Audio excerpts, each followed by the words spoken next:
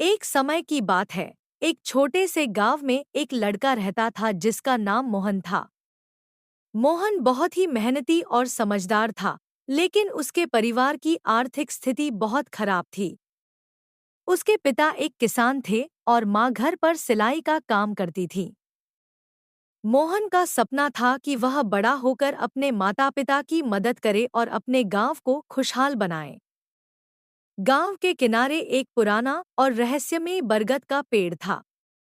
लोग कहते थे कि उस पेड़ में कुछ जादुई शक्तियां हैं, लेकिन कोई भी वहां जाने की हिम्मत नहीं करता था।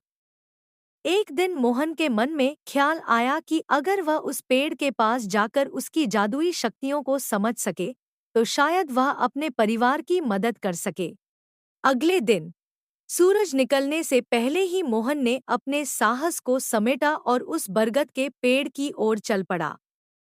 रास्ते में उसे तरह-तरह की आवाजें सुनाई दीं, जैसे कोई उसे रोकने की कोशिश कर रहा हो।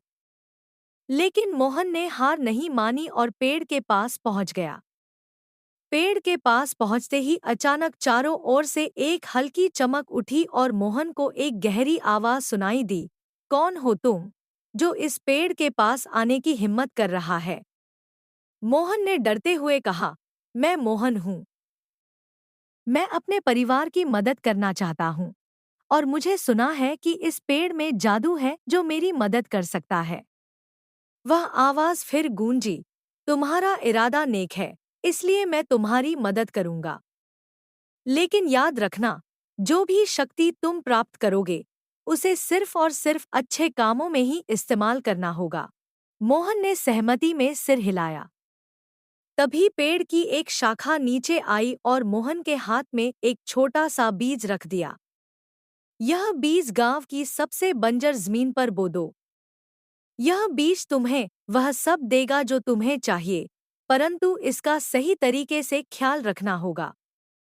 मोहन बीज लेकर गांव लौट आया और सबसे बंजर जमीन पर उसे बो दिया।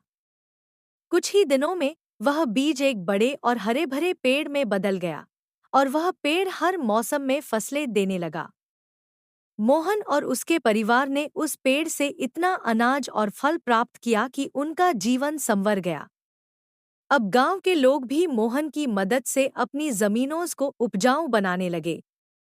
धीरे धीरे मोहन का गांव समृद्ध हो गया और लोग उसे बहुत सम्मान देने लगे।